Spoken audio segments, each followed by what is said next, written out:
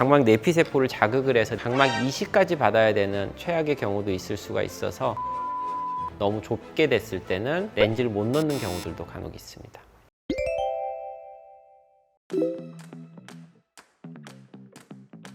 수술은 다 가능합니다. 수술할 때는 바늘구멍 같은 작은 구멍과 2.5mm 정도 되는 작은 절개창만 있으면 우리가 수술을 할 수 있기 때문에 웬만한 눈은 다 수술이 가능하다고 보시면 될 것 같습니다.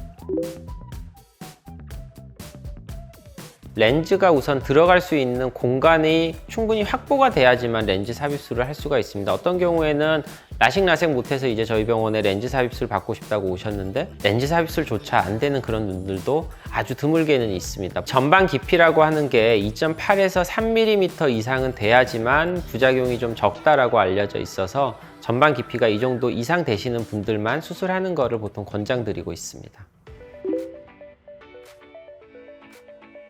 수술 직후에 생기는 부작용이라면 가장 대표적인 게 안내염 같은, 안내염은 이제 눈을 뚫고 수술하는 안내, 눈을 안쪽을 수술하는 모든 수술에서 균 감염이 일어났을 때 생길 수 있는 그런 병이고요. 어떤 수술을 하든지 간에 1000분의 1에서 2000분의 1 정도 확률에서는 생길 수가 있습니다. 그리고 후기에 렌즈를 제거하는 경우는 가장 흔한 이유가 백내장이 생겨서 렌즈를 제거하는 경우가 많습니다. 제거할 확률이 어떻게 된다라고 딱 잘라서 말씀드리기는 힘들고요. 다만 후기에 제거하는 이런 부작용들은 백내장이나 내피세포 등의 부작용들이 있을 수가 있습니다.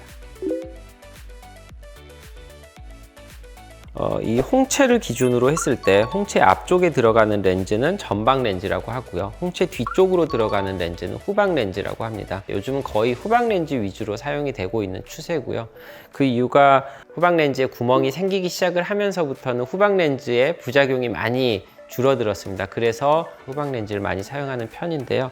전방 렌즈는 대신에 장점이 이 홍채에다가 고리처럼 걸어주기 때문에 렌즈가 옆으로 돌아갈 가능성이 거의 없다고 보시면 됩니다. 난시 교정에 조금 안정성이 더 있는 편이고요. 하지만 각막 내피세포를 감소시키는 치명적인 단점이 있습니다. 각막 이식까지 받아야 되는 최악의 경우도 있을 수가 있어서 전방 렌즈는 이런 더 무서운 부작용이 있기 때문에 요즘은 잘 사실 사용은 되고 있지는 않습니다. 보통 렌즈 삽입술을 안 하셔도 내피세포는 매년 이제 연구에 따르면 한 0.3에서 0.6% 정도는 매년 이렇게 감소하는 것으로 알려져 있습니다. 그래서 렌즈 삽입술을 꼭 받았다 그래서 감소되는 거는 아니라는 걸 먼저 아셨으면 좋겠고요. 그리고 앞에 설명을 드렸다시피 보통 후방 렌즈는 각막 내피세포에 거의 영향을 안 주는 것으로 알려져 있고 이 내피세포에 좀 걱정이 되시는 분들이라면 전방 렌즈보다는 후방 렌즈를 선택을 하는 것이 훨씬 더 안전하겠습니다.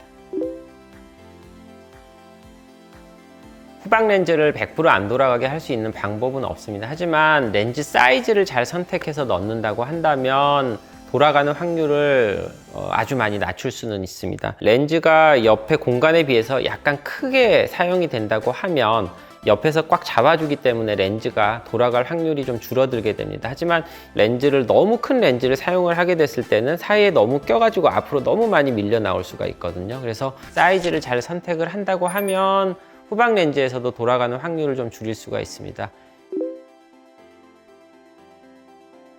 가능성은 있지만 일반적으로 라식하고 나서 근시가 재발을 하는 그런 개념은 아니고요. 고도근시인 환자분들에서 아주 드물게는 나이가 먹어서도 근시가 진행을 하는 분들이 드물게 있습니다. 그런 경우를 제외하고서는 사실 거의 없다고 보시면 되고요. 그래서 이런 근시 재발에 대해서도 라식이나 라섹에 비해서는 훨씬 더 우위에 있다고 보시면 될 것 같습니다. 실제로 그렇게 사용을 하실 수도 있고요. 저희 병원에서 그렇게 수술을 받으신 분들도 꽤 계십니다. 한쪽 눈에는 이 렌즈가 더 좋을 수도 있고 다른 눈에는 또 다른 브랜드의 렌즈가 더 잘 맞는 경우가 있을 수도 있습니다. 꼭 한 가지 렌즈로 같은 눈에 수술을 받으셔야 되는 것은 아니고요. 더 눈에 잘 맞는 렌즈로 선택을 하셔서 받는 것이 더 중요하겠습니다.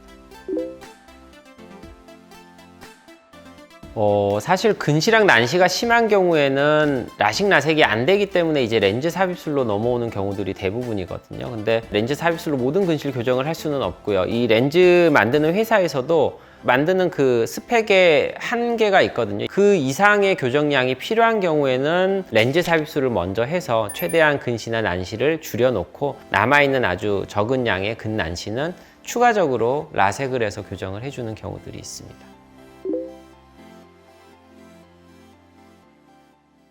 네, 받으셔도 됩니다. 라섹이 안 되는 눈이라면 당연히 렌즈 삽입술을 해야 되겠지만 둘 다 되는 눈이라면 한쪽 눈에는 라섹, 한쪽 눈에는 렌즈 삽입술 이렇게 교차로 해서 잘 맞는 수술법만 찾아서 하신다면 충분히 문제는 없을 듯 합니다.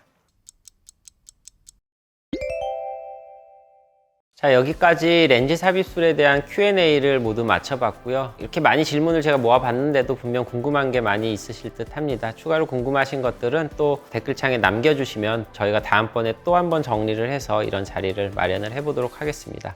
이상 하이안과의 최현석 원장이었습니다.